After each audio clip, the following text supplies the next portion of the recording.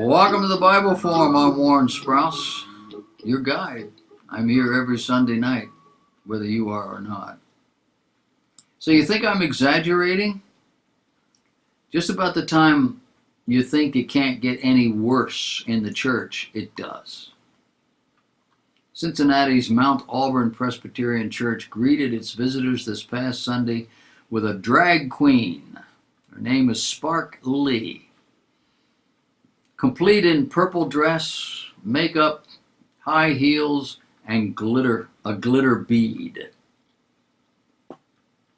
That the gay pride flags covering the hall and rainbow candles on the church stage, we call it a platform,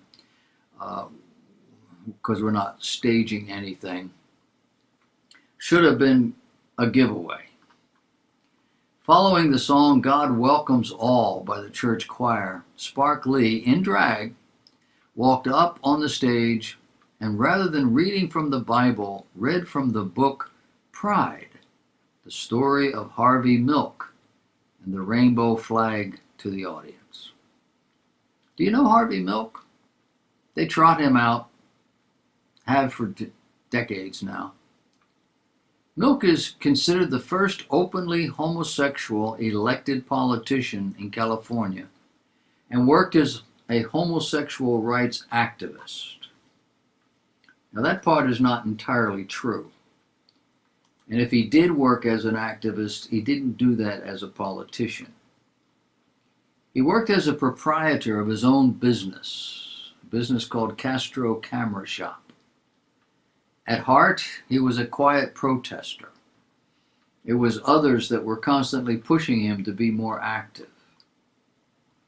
Milk was elected to the Board of Supervisors of San Francisco. His political efforts, while certainly incorporating gay rights, also included a wide variety of issues from child care to housing to civilian police review board.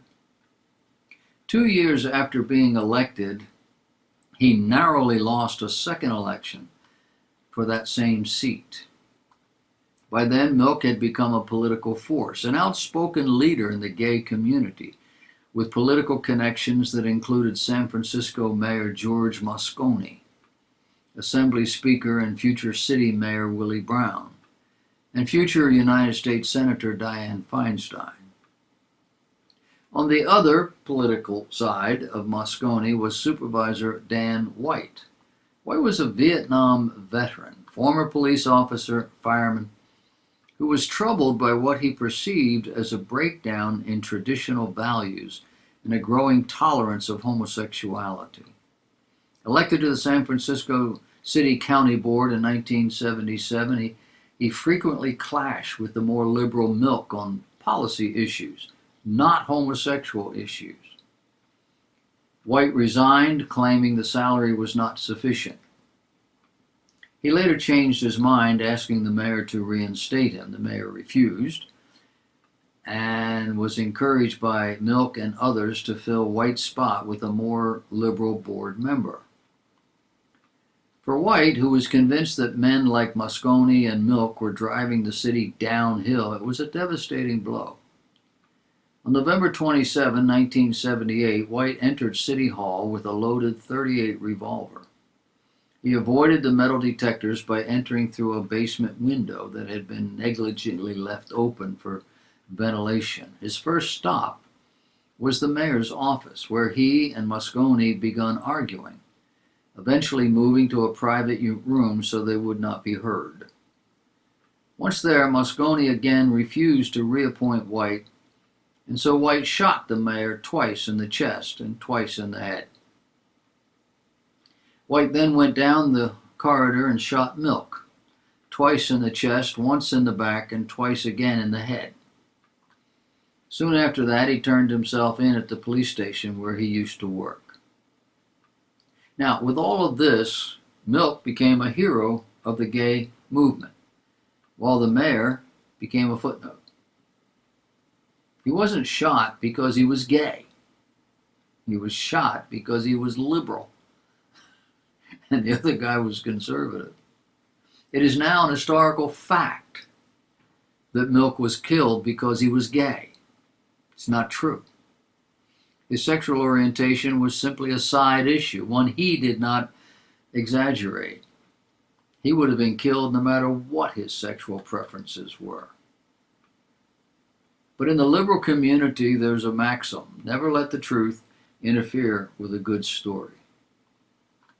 Of course, I digress. I was telling you about the transgender at the Presbyterian Church. The church celebrating one of the most disgusting examples of human degradation we've seen to date. There are more disgusting things going on, but they haven't been brought out into the light yet. They will. This transvestite was given the job of reading a story to the children, some of whom sat at his feet during the reading. Did I mention that Harvey Milk was a well-known pedophile? At another point during the service, a man stood up and gave his testimony. Not about finding Christ, but of his coming out and acceptance of the gay lifestyle. Meanwhile, Ginter Park Presbyterian Church in Richmond, Virginia, has just ordained its first pastoral candidate who identifies as gender non-binary, meaning not exclusively masculine, not exclusively feminine. They did that just last weekend. This man becomes the first non-binary person to complete the PCUSA's ordination process, but no doubt there will be more. Cook will fit right in with the recent nomination of Kathy Looker, who had been asked to serve as president of the Presbyterian Church A Corporation, which manages the church's real estate and finances. Looker was fired from the Presbyterian Church 15 years ago for meeting with the terrorist group Hezbollah in Lebanon. Now the Presbyterians are leading the charge for the BDS movement, boycott, divestment, and sanctions. This is a Palestinian-led effort to boycott Israel. To boycott Israel until she stops persecuting the Palestinians. To persecute Israel until she withdraws from the occupied territories, removes the barriers that separate people in the West Bank, and grant full equality to Arab Palestinian citizens in Israel. Israel, for her part, says, okay, just get them to stop killing us on the street for fun. The BDS movement is seen as a civil rights issue, while Israel views it as a survival issue. Each General Assembly of the Presbyterian Church USA has become a forum to see who can put forward the most anti-Israel resolutions. Many Jewish groups that try to build bridges with Christians say they can no longer work with Presbyterians due to their outlandish position. This is the same denomination that has continuously shown its pro-choice credentials by overwhelmingly rejecting a motion at its annual meeting suggesting the church publicly condemn the killing of babies born alive after botched abortions.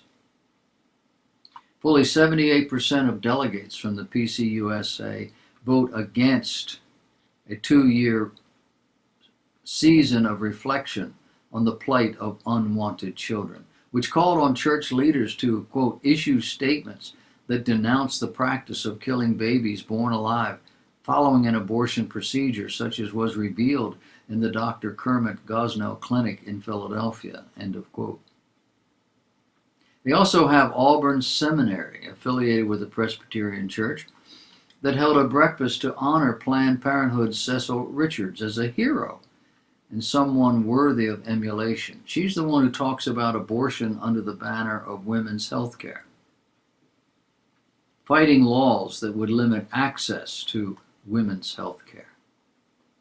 Now, this is a form of dishonesty couched in terms of marketing.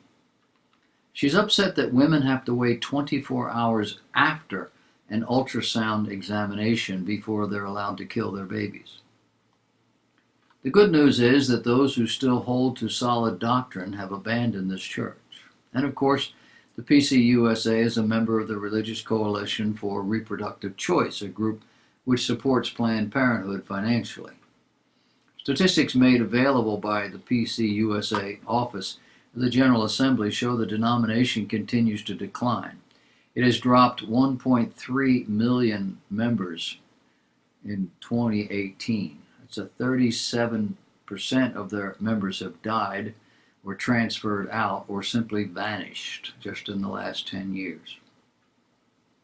The drop is consistent with an accelerating exodus of members since the denomination redefined marriage as between any two persons in 2014.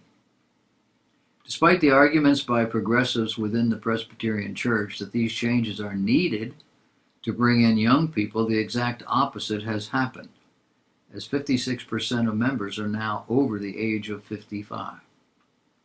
At its current rate of shrinkage, the PCUSA will not exist in about 20 years. Sadly, the end of this church cannot come soon enough.